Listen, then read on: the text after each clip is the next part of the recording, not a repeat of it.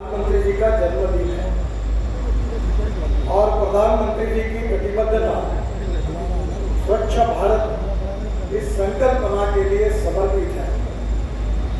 उन्होंने हम सबको एक नया कार्यक्रम दिया है, एक पेड़ मां के नाम।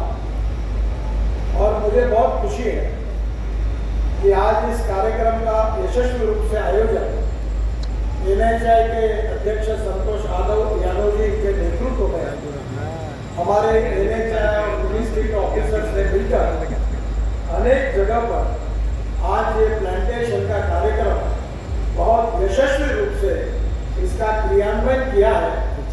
इसलिए मैं हमारे सचिव अनुराग जी और अध्यक्ष संतोष यादव जी और देश देश में RO, PD, अधिकारीगण, कॉन्ट्रैक्टर, आप सब लोग इन लोगों ने इस मिशन में सहयोग किया है, उन सब का हृदय से बहुत बहुत अभिनंदन करता हूँ, उनको धन्यवाद देता हूँ। आप सबको पता है कि हमारे देश के इतिहास में महत्वपूर्ण बातों की तरफ विशेष रूप से ध्यान देते हैं। एक हमारी भारतीय संस्कृति और इतिहास और विरासत से मिली हुई हमारी फिलोसॉफी, जो हमारे एथिक्स है, जिसके आधार पर हमारा देश पूरे विश्व में एक अच्छी ताकत के साथ खड़ा है।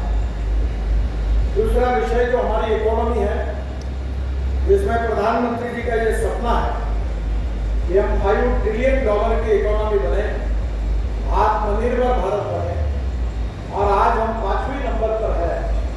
हम जल्दी ही दुनिया में 3रे नंबर की अर्थव्यवस्था पर है और इसलिए स्वाभाविक रूप से इथिक्स के बाद इकोनॉमी आती है। और तीसरी बात जो है वो इकोलॉजी एंड एनवायरनमेंट, और वो हमारे लिए सबसे महत्वपूर्ण है।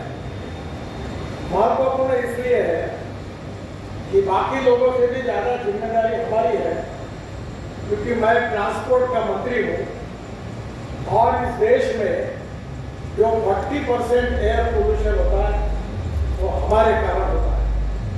ये जो प्रदूषण आपको दिल्ली में विशेष रूप से दिखता है, पूरे देश में दिखता है, उसका 40% contribution ministry of road transport के कारण, फॉसिल फ्यूल के कारण ये प्रदूषण होता है। और इसलिए कभी कभी तो दिल्ली में लोग आते नहीं, हमारे लोगों के ध्यान में नहीं आता, पर इस प्रदूषण के कारण दिल्ली NCR में जो लोग रह रहे हैं, ऐसा ही प्रदूषण रहेगा तो हमारा जीवन आयु कम से कम 10 साल से कम हो सकती है, इतने इसके दुष्परिणाम है। और इसलिए इसको दूर करने के लिए बाकी लोगों की जितनी जिम्मेदारी है, उससे ज्यादा जिम्मेदारी हमारे विभाग की है। एक 3 साल पहले इन्वायरमेंट के ऊपर, एयर पोल्यूशन के ऊपर सुप्रीम कोर्ट में एक PI डाली गई थी और chief justice of supreme court जो थे, उन्होंने मुझे भी आमंत्रित किया था और दिल्ली में किस प्रकार से ये प्रदूषण कम हो, ये बात का उन्होंने जिक्र किया था। मुझे इस बात की खुशी है कि हमारे विभाग ने दिल्ली NCR में 65,000 करोड़ रुपए के काम लिए हैं और ये 65,000 करोड़ के कामों में से 30,000 करोड़ के काम पूरे हुए हैं।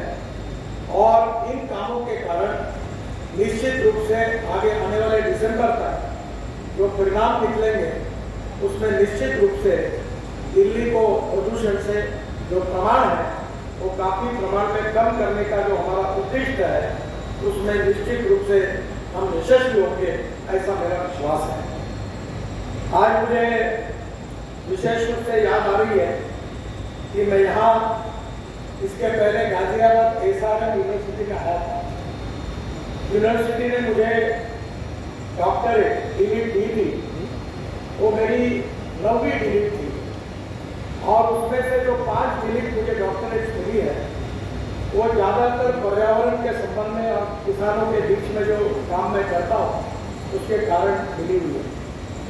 मुझे बहुत खुशी है कि यही उत्तर प्रदेश का, पश्चिमी उत्तर प्रदेश का भाग, हरियाणा और पंजाब, ये लोग पराली जलाने का काम करते थे और पराली जलने के बाद दिल्ली में प्रदूषण का लेवल बढ़ता था। मुझे याद है कि इंडियन ऑयल के चेयरमैन अभी रिटायर्ड हो गए श्रीकांत वैद्य, उनका बहुत बड़ा सहयोग मिला और मैं पेट्रोलियम मिनिस्ट्री के साथ, पुरी जी के साथ और उनके साथ मिलकर काम करने का मुझे सौभाग्य मिला। आज पानीपत में हमारा प्लांट शुरू हुआ है इंडियन ऑयल का, जो पराली से 1 lakh litre per day bio ethanol बना रहा है और 150 टन बायो बिटुमिन बना रहा है और 88,000 टन पर ईयर वो bio aviation fuel, sustainable aviation fuel यानी हवाई ईंधन बना रहा है। अब हवाई जहाज भी पराली से तैयार किए हुए ईंधन पर चलेंगे। अड़चन ये होती है कि आउट ऑफ बॉक्स आइडिया किसी को भी बताने के बाद बहुत जल्दी कोई मानता है और इसीलिए मैं इथेनॉल की गाड़ी लेकर घूमता हूँ।